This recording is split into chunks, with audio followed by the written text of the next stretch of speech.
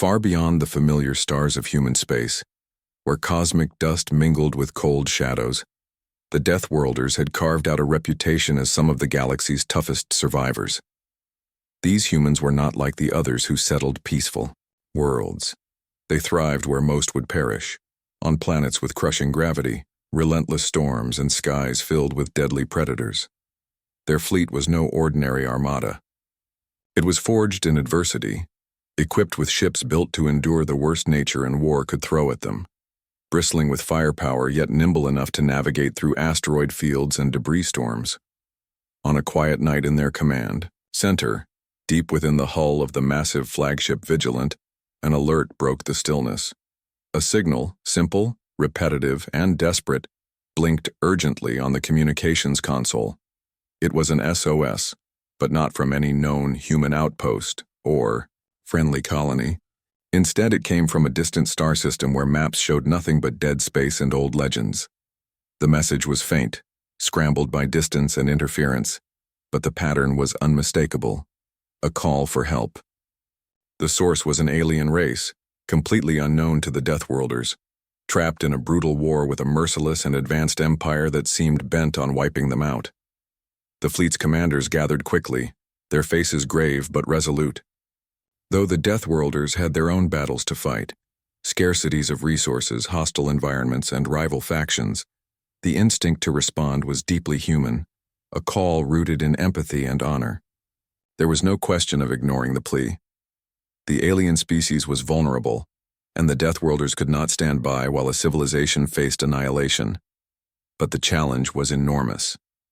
To reach the alien world meant traveling through uncharted space, through systems where pirates and unknown dangers lurked. Every light year carried risks that could tear apart even the strongest ships or break the spirit of the bravest crews. Yet, within the Vigilant, plans were drawn and orders given with sharp precision. The Deathworlder fleet, consisting of heavily armored cruisers, swift fighter escorts, and versatile support vessels, prepared to launch into the void. The crew was a mixture of hardened veterans and eager newcomers, all sharing the same fierce pride in their identity as Deathworlders. Their ships were built not just for war, but for survival, equipped with reinforced hulls, adaptive shielding, and weapons that could blast through the thickest armor. As the countdown to departure began, the fleet commander, a steely-eyed woman, named Captain Rhea Valen, stood before her crew. Her voice was calm but charged with determination. She reminded them that this mission was not just about battle or glory. It was about answering a desperate call across the stars, about standing for something greater than themselves. She spoke of the Deathworlder legacy, not just to survive, but to protect those who could not protect themselves. Outside the fleets, command centers, technicians worked tirelessly to analyze the SOS signal, trying to decode more details about the alien race and their enemies. Though data was scarce, every bit of information revealed a civilization on the edge of collapse. Their cities burning, their people scattered and afraid.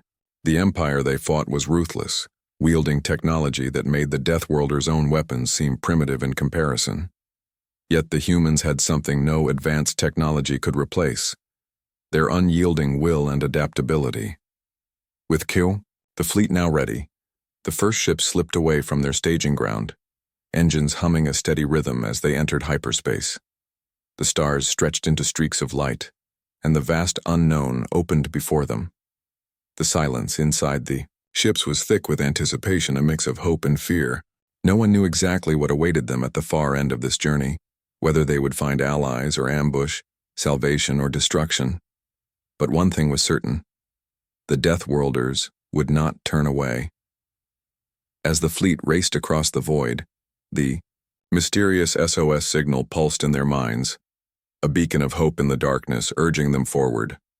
Behind it lay a planet desperate for rescue and a chance to prove once again why humanity, even in the coldest, deadliest corners of space, refused to give up. The story of this mission was just beginning, a tale of courage, grit, and the unbreakable spirit that made Deathworlders the galaxy's fiercest guardians. The Deathworlder fleet emerged from hyperspace to find the alien homeworld cloaked in shadows of destruction. a world that bore the scars of relentless conflict etched deep into its surface. From orbit, the sight was grim. Vast cities reduced to smoldering ruins, wide battlefields littered with wreckage, and thick clouds of smoke that blotted out the sky. What had begun as a faint SOS beacon now revealed a desperate situation far worse than anyone had imagined. The alien civilization, once thriving and vibrant, was now on the edge of extinction, its people scattered and their defenses shattered. The humans, hardened by their own brutal histories on unforgiving planets, surveyed the scene with sharp, practical eyes.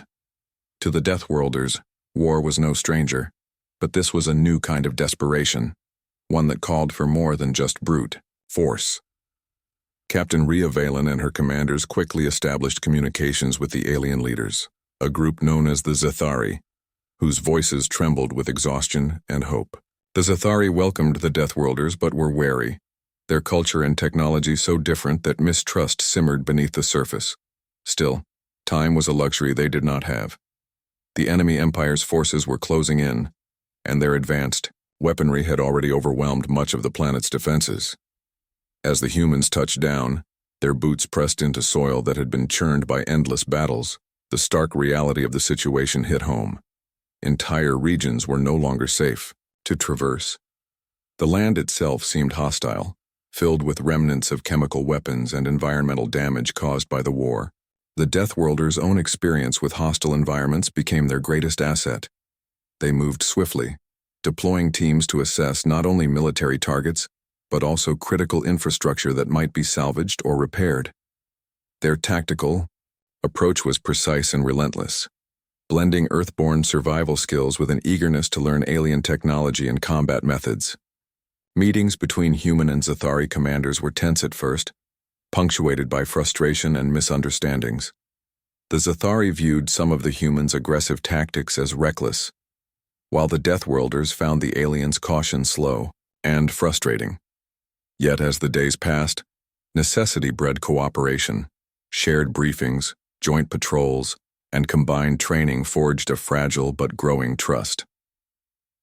The Deathworlders introduced new ways of fighting, adapting their warships' weapon systems to target enemy weak points discovered by the Zathari scouts.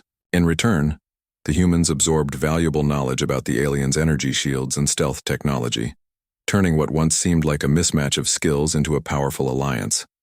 Throughout this process, Captain Valen worked tirelessly to maintain morale and focus among her crew, knowing that every moment counted. Reports came in of enemy patrols probing the outskirts of human and Zathari-held zones, testing their defenses. Skirmishes erupted suddenly, harsh and fast, reminding everyone that the battle was far from over. In one harrowing encounter, a Deathworlder strike team found themselves surrounded in a ruined cityscape, forced to use every trick in their survival playbook to escape an ambush. Their success only deepened the respect between the two forces. But tension was never far away. Cultural differences surfaced in unexpected ways. Rituals, command protocols, and even communication styles caused moments of friction. Some Zathari soldiers resented the humans' bluntness. Some humans struggled with the aliens' formalities and hierarchical structures. Yet beneath it all lay a common purpose stronger than any difference: survival and victory. Slowly, as trust grew, so did the sense of hope. The Deathworlders' presence was a turning point for the Zathari, proof that they were not alone against an overwhelming foe. The combined forces began planning coordinated strikes, aiming not just to defend but to reclaim lost territory. The alien homeworld, though battered, still held secrets: ancient defense systems, hidden bunkers, and forgotten technologies that, if activated, could shift the balance. The humans and aliens worked together to locate these assets, bringing the alien engineers and human technicians side by side in underground labs and command centers. The weight of the mission pressed heavily on everyone involved. Each day brought new dangers: enemy bombardments from orbit, infiltrators in the shadows, and the constant threat of betrayal within. The Deathworlders, renowned for their unbreakable will, adapted quickly, but even they felt the strain of the ongoing war. Yet, amidst the destruction and danger, moments of unexpected humanity appeared. Stories were shared around campfires, Bonds were formed between soldiers who had started as strangers, and the alien skies occasionally lit up with strange, beautiful phenomena that reminded everyone of the life the planet once held. As the fleet tightened its grip around the contested zones, the sense of urgency grew. Intelligence hinted that the Empire planned a final, devastating assault to crush the resistance once and for all. The Deathworlders and Zathari knew they had to prepare, combining every resource and every ounce of courage to face what was coming. The arrival of the humans had changed everything. The alien defenders, once resigned to defeat, now dared to dream of survival and even victory. But the question remained, would their alliance hold when the true test arrived? Would the Deathworlders' brutal resilience and the Zathari's advanced technology be enough to turn the tide in a war that had already taken so much? As night fell over the war-torn world, the combined forces stood ready, watching the dark horizon, waiting for the storm that would decide their fate. The stakes were clear, and the silence before the storm was filled with a tense hope, a hope born from shared struggle and the unyielding desire to protect what remained. As the weeks passed on the ravaged alien world, the Deathworlders began to change the course of the war with their relentless and unorthodox tactics, turning the tide against the invaders who had once seemed unstoppable. The invading empire, confident in its overwhelming technology and superior numbers, had dismissed the humans as mere primitives, tough but predictable and easily outmatched by their advanced weaponry and war machines. They underestimated the Deathworlders' ability to adapt and endure in ways no standard military could. The human fleet, built for survival in the harshest environments, struck like a hammer on vulnerable points in the enemy's supply lines and communication networks, sabotaging their advances and forcing the invaders to divert precious resources to defend rear positions. The Deathworlders' heavily armored cruisers absorbed barrages that would have shredded lesser ships, and their fighter pilots used hit-and-run tactics that confounded enemy commanders who were used to more conventional battle formations. On the ground, the soldiers moved with a fierce determination born of years surviving hostile planets where only the strongest lived. They pushed into enemy territory with a mix of guerrilla warfare and brutal frontal assaults, reclaiming ruined outposts and cutting off reinforcements.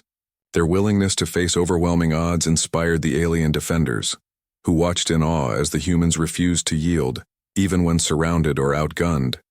The Deathworlders shared their knowledge freely, training the alien fighters in Earthborn strategies that combined raw strength with cunning ambushes and surprise attacks. Over time, the alliance grew more than just tactical. It became a bond forged in fire and mutual respect. The Zathari began to see the Deathworlders not just as allies, but as a force of nature, unstoppable, relentless, and unbreakable. This shift shook the invaders, who found their carefully planned campaigns disrupted by unpredictable strikes and losses in key positions. Supply convoys were ambushed deep in enemy territory. Critical depots were destroyed in daring raids, and communication hubs went silent without warning. The Empire's commanders scrambled to adjust, but the Deathworlders' unconventional methods kept them off balance. Meanwhile, the Deathworlders themselves faced constant danger, their every victory bought with hard-fought battles and sacrifices. Skirmishes erupted in unexpected places, forcing them to adapt their tactics constantly. In one brutal engagement, a human strike force infiltrated a heavily guarded enemy base, disabling power grids and escaping through a labyrinth of tunnels while under heavy fire. The success of such missions struck fear into the hearts of the invaders, who had never faced foes willing to risk everything for a chance to survive. Captain Rhea Valen led from the front, inspiring her troops by example, and never asking them to do what she would not do herself. Her leadership was a beacon in the darkness of war, encouraging her crew and soldiers to push beyond their limits. Reports from the battlefield highlighted moments of courage and ingenuity that became legendary within the fleet, stories that spread among the alien defenders and raised their spirits. The Zathari commanders began to integrate more closely with their human counterparts, blending tactics and technologies in ways that neither species had imagined possible before the war. Yet, even as the Deathworlders won battles, the larger conflict remained daunting. The Empire's forces were vast and relentless, their war machines equipped with weapons that could level entire cities in moments. The invaders retaliated with brutal strikes aimed at breaking the new alliance, using propaganda to sow distrust between humans and aliens, and deploying elite units to hunt down key leaders. Despite these pressures, the Deathworlders and their allies held firm, knowing that losing would mean the end of the alien civilization they had come to protect. The turning tide of battle was not just a military shift, but a test of will and spirit. Every victory rekindled hope, every loss hardened resolve, and every new strategy forged the alliance stronger. The Deathworlders' unique blend of toughness, innovation, and unyielding courage showed the galaxy that no matter how advanced the enemy, the heart of humanity beat strongest in the face of despair. As the conflict intensified, the stage was set for an even greater confrontation, a battle that would decide not just the fate of the alien homeworld, but the future of this unlikely alliance and the reputation of the Deathworlders as the galaxy's fiercest protectors. In the shadows of war, the humans proved that their strength was not just in their weapons, but in their refusal to give up, turning the tide against an empire that had thought itself invincible. The war had reached its most desperate hour, and the Deathworlder-led alliance found itself pushed to the very edge, standing firm against an enemy that refused to show mercy. The invading empire, having suffered unexpected losses and delays, now unleashed its full might in a massive assault meant to crush the resistance once and for all. From orbit to the planet's surface, the enemy's forces poured in like a storm, fleets of massive warships darkening the skies and legions of soldiers descending upon every known stronghold. The Deathworlders and their alien allies knew this battle would be their final stand, the moment where every choice, every sacrifice, and every ounce of courage would decide their fate. Captain Rhea Valen stood resolute on the bridge of the Vigilant, eyes fixed on the dark horizon as warnings blared and enemy vessels appeared through the clouds like predatory shadows. Her voice was steady as she rallied her crew, reminding them that their ships were not only built to fight, but to survive the deadliest conditions the galaxy could offer. Their vessels, crafted with reinforced hulls and advanced adaptive shields, were made for just this kind of all-out battle, designed to endure the crushing pressures of Deathworld atmospheres and relentless attacks.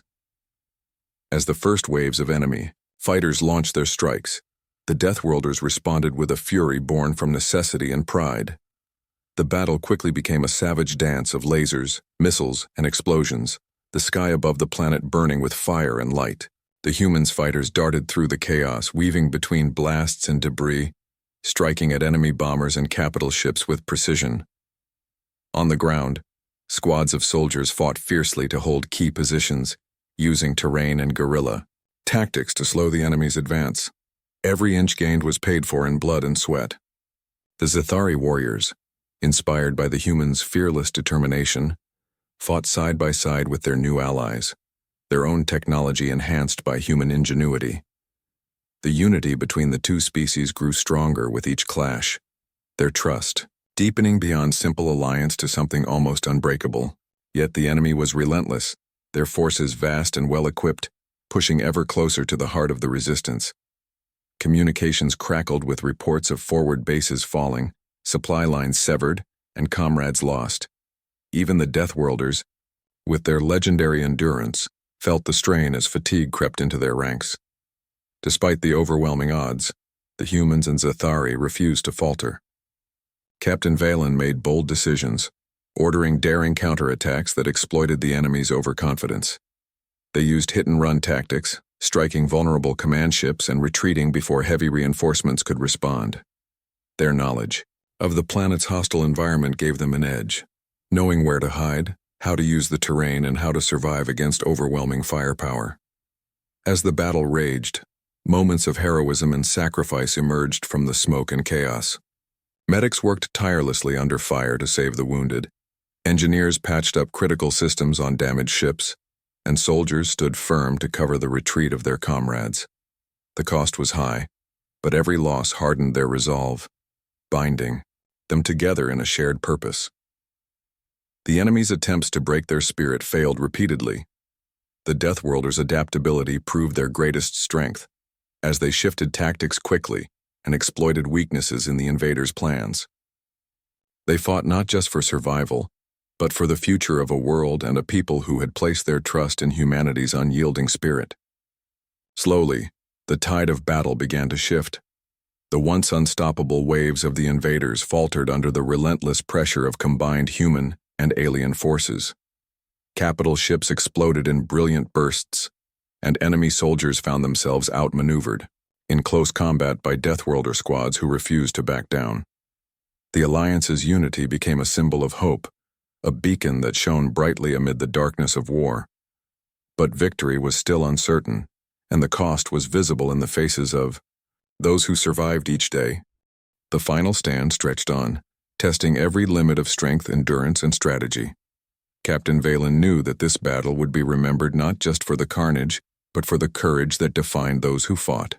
As the sun rose on a battered battlefield, the enemy began to retreat, their forces broken and disorganized. The Deathworlders and their allies held their ground, battered but unbroken, standing tall amid the ruins of a hard-won defense. The war was far from over, but this battle had proven that even the most powerful empire could be challenged by those who refused to give up. The story of the Deathworlders' final stand became a testament to the unbreakable bond between humans and aliens, a legacy of courage and unity that would inspire generations to come. In the quiet aftermath, as the smoke cleared and the wounded were tended to, the Alliance prepared for whatever came next, knowing that the strength forged in the fires of battle would carry them forward into the uncertain future. The shadow of war began to lift from the alien homeworld as the invaders, battered and broken, retreated into the cold emptiness of space. Their empire shaken to its core by the unexpected intervention of the Deathworlders. Once teetering on the brink of collapse, the alien survivors now found themselves standing tall amid the ruins, their hope rekindled by the steadfast presence of their human allies. The planet, scarred and wounded, bore the marks of battle, but also the promise of renewal. The Deathworlder fleet, worn and weathered from countless engagements, prepared to depart with a heavy yet proud heart, leaving behind not just advanced technology and strategic knowledge, but also a legacy of resilience and unity. This departure was not an end, but a new beginning, one that would echo through the stars as a testament to humanity's unyielding spirit and their role as protectors who answer the call when others cannot.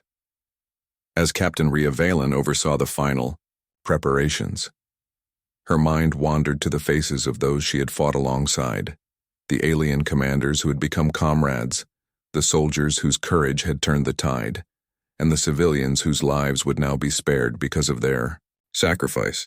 The alliance forged in fire and hardship had not only saved a world, but also forged bonds that transcended species, culture, and history.